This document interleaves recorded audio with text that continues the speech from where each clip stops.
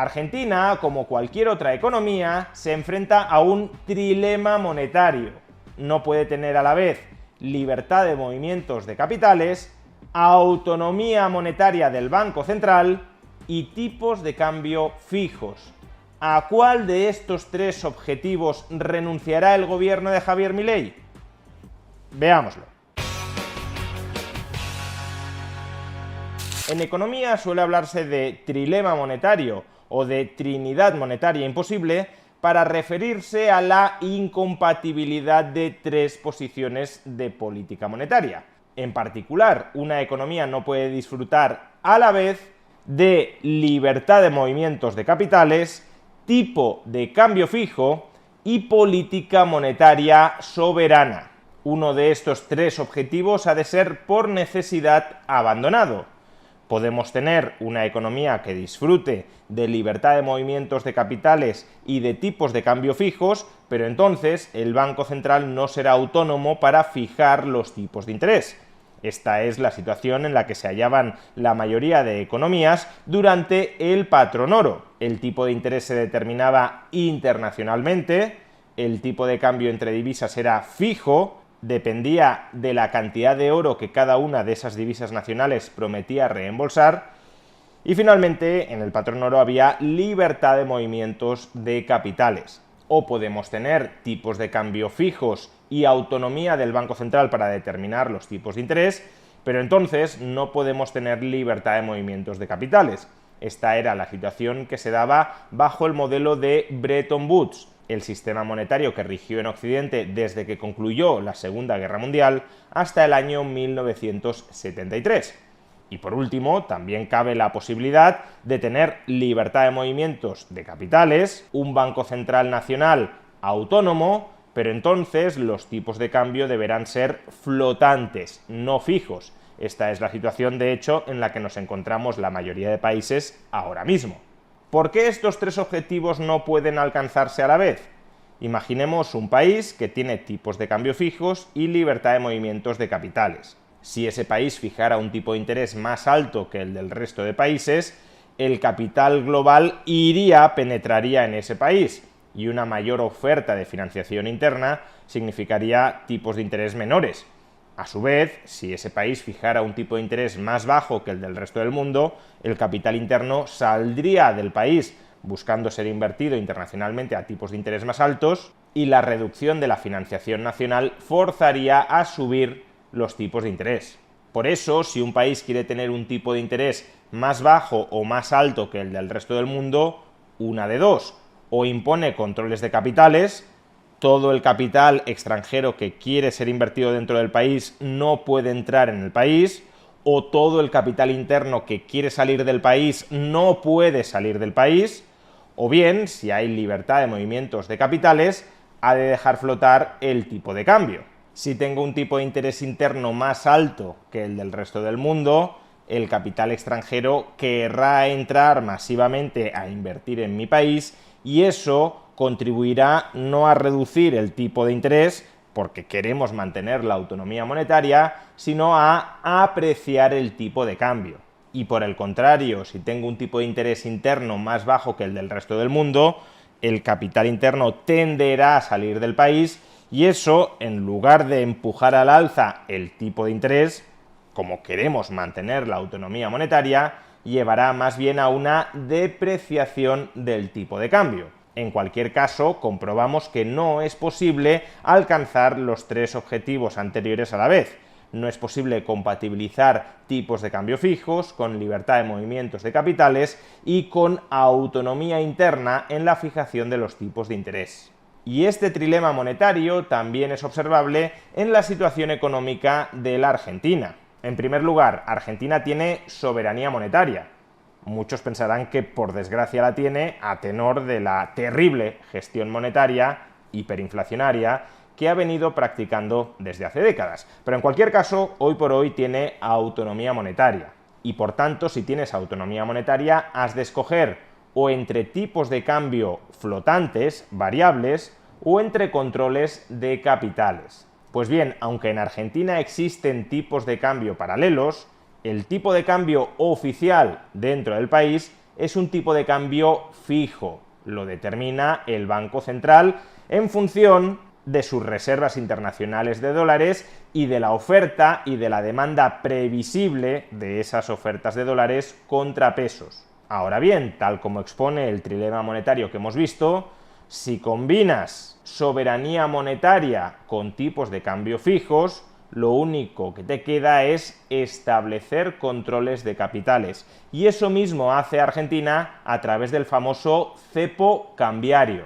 Los argentinos no tienen la libertad de comprar todos los dólares que querrían comprar al tipo de cambio oficial.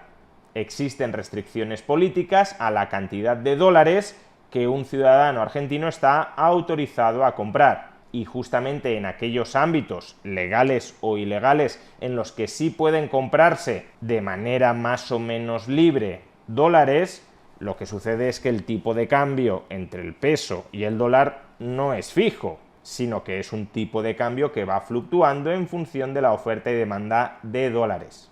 En principio, el presidente libertario de Argentina, Javier Milei, ha repetido en muchas ocasiones que su objetivo es levantar el cepo cambiario, es decir, levantar los controles de capitales.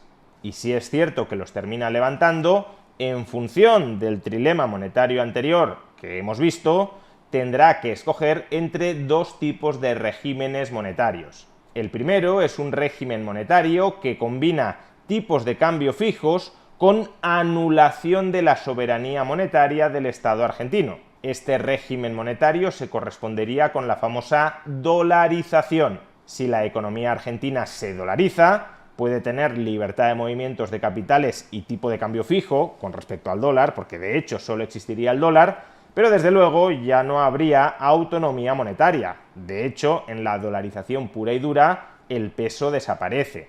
Y si bien la dolarización es la opción extrema dentro de este régimen monetario, hay otras opciones no tan extremas como la dolarización, pero que para su implementación también requieren de la renuncia a la soberanía monetaria.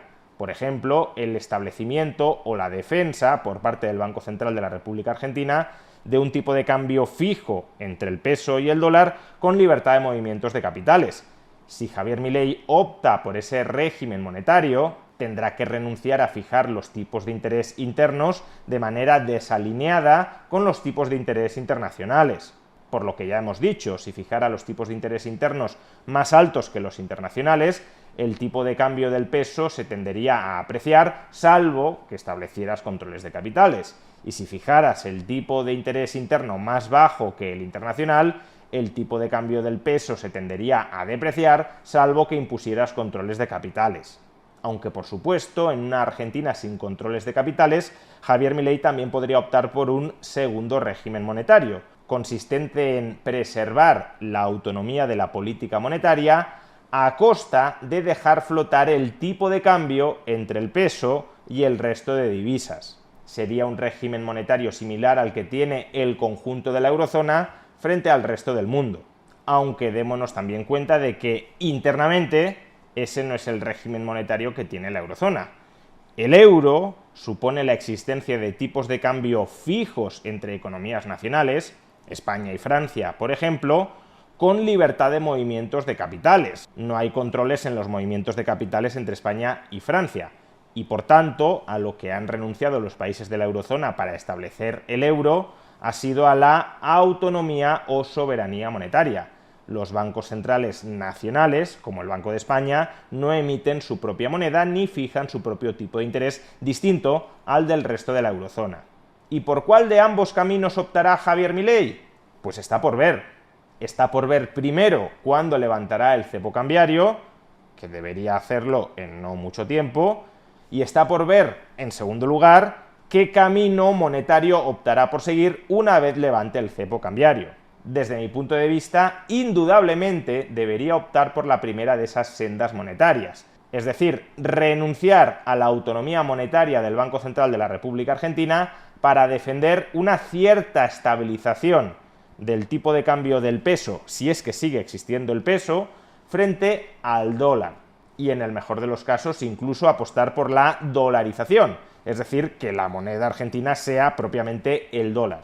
¿Y por qué creo que la primera opción es superior a la segunda? Pues por dos motivos. En primer lugar, porque históricamente se ha demostrado que el Estado argentino, las élites, las oligarquías políticas argentinas, han sido incapaces de gestionar de manera mínimamente adecuada la autonomía monetaria del Banco Central. La han utilizado más bien para robar a sus ciudadanos, generando recurrentes inflaciones galopantes. Y por otro lado, precisamente porque desde un punto de vista histórico la autonomía monetaria del Banco Central de la República Argentina no ha resultado confiable, cabe anticipar que los inversores seguirán sin confiar en el peso una vez levantado el cepo cambiario, porque la historia pesa mucho. Y aunque Milei a corto plazo sea capaz de gestionar de manera más o menos sensata el peso, nada garantiza que en el futuro no puedan volver los políticos argentinos a las andadas. Y por eso, repito, es dudoso que una vez levantado el cepo, el peso sea generalizada y sosteniblemente reputado como una moneda confiable. Y si no es así, el peso, frente al dólar, sufrirá de una elevada volatilidad. Y esa elevada volatilidad cambiaria es muy negativa para cualquier economía, dado que dificulta de raíz el cálculo económico dentro de la División Internacional del Trabajo. Los exportadores no pueden anticipar a qué precio efectivo van a conseguir vender en el futuro sus mercancías, y los importadores no pueden anticipar cuál será el coste real que van a tener que pagar por comprar mercancías en el extranjero. Y sí, los exportadores y los importadores pueden protegerse frente a la volatilidad cambiaria a través de los adecuados productos financieros, pero cuanta mayor sea la volatilidad cambiaria, más caros son esos instrumentos financieros de cobertura y, por tanto, mayor es el perjuicio de que una economía tenga una moneda internacionalmente no confiable y, por tanto, con un tipo de cambio volátil frente a la moneda internacional de referencia, que en este caso es el dólar.